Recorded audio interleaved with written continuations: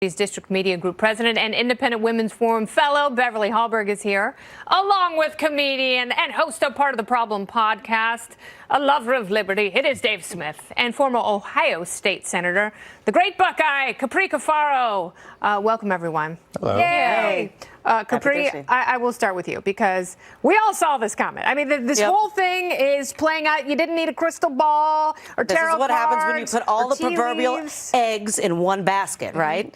I mean, this is what happened. What is your advice for Democrats now? My advice for Democrats: parse the words and find bad things that the president might have done. Well, that's what they've done at this point. I mean, what they're looking at now is they're grasping for straws within this, issue of obstruction of justice. And I think that a lot of this comes from the fact that Mueller didn't do certain things when he had the opportunity. He didn't subpoena the president, so they want to know, why, et cetera, et cetera. He decided he wasn't going to, pursue certain things because the president could not be indicted as a sitting, person in the White House. So if I'm the Democrats in the House, of which I am not, I would say, okay, we need to move on here because we run the risk of playing directly into President Trump's hand. Absolutely. And that's a big problem for us going into 2020 because we need to win over those Republicans and independents, as Bob Barr said, the president needs to now pivot and focus on economic messages. And we need to Democrats focus on health care and anything else. Exactly. And economics. Go back and we to those. cannot impeach. We cannot impeach.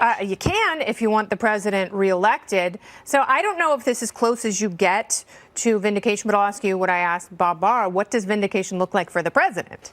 Well, I mean, the president has been called on a regular basis for 2 years a traitor to the country and guilty of treason, which, is a crime that is punishable by execution. It's a pretty serious act. And this isn't just random people. I mean, high-level Democrats, the former CIA director, the head of the House Intelligence Committee, the Speaker of the House, Maxine Waters, all the Democrats who make up CNN and MSNBC, all day long. So to come out of that and not be accused of a crime, I would think that's pretty close to vindication. I'm sure he'll have his spin on this. The Democrats will have theirs. But the big story that Trump should use in the 2020 election is that you had the Obama deep state turn the entire state apparatus on an opposition candidate for what turned out to be nothing and ruin, for the first 2 years to have to go through this. I think the Democrats will actually pull out of context or portions of this Mueller report, like the I'm effed scenario, and use it in attack ads. Yeah, so I think it's going to cut both ways. I agree, but if you're going from traitor to the country, guilty of treason, to dropped an F-bomb, you've probably lost the discussion. All right, but let's talk, because the whole thing doesn't exactly exonerate the president in the terms that he's laying out. There was some stuff in there that's questionable. What do you think hurts him? Well, I think it would hurt him a lot more, some of those instances where he wanted to obstruct, but some on his staff said, we're not going to let you.